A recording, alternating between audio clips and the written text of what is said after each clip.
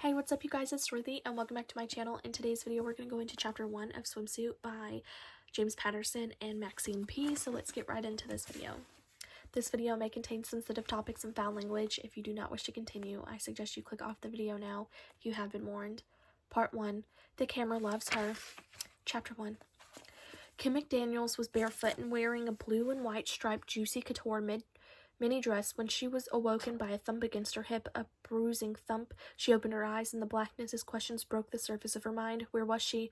What the hell was going on? She wrestled with the blanket draped over her head, finally got her face free, realized a couple of new things. Her hands and feet were bound, and she was in some kind of cramped compartment. Another thump jolted her, and Kim yelled, this time, hey.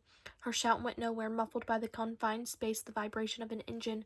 She realized she was inside the trunk of a car, but that made no freaking sense. She told herself to wake up.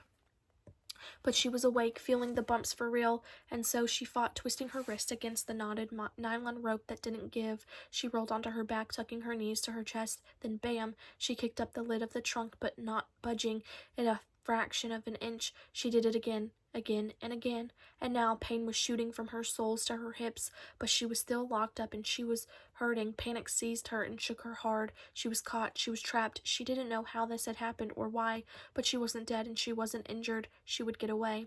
Using her bound hands as a claw, Kim felt around for a toolbox, a jack, or a crowbar, but she found nothing, and the air was getting thin and foul as she panted alone in the dark. Why was she here? Kim searched for her last memory, but her mind was sluggish, as if a blanket had been thrown over her brain, too.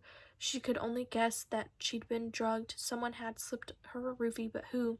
When? Help! Let me out, she yelled, kicking out the trunk lid, banging her head against the hard metal ridge. Her eyes were filling with tears, and she was getting mad now, on top of being scared out of her mind. Thoughts. Through her tears, Kim felt a 5-inch long bar just above her. It had to be the interior trunk release lever, and she whispered, "Thank you, God." That is the end of this chapter. I will see you guys in the next video. Bye.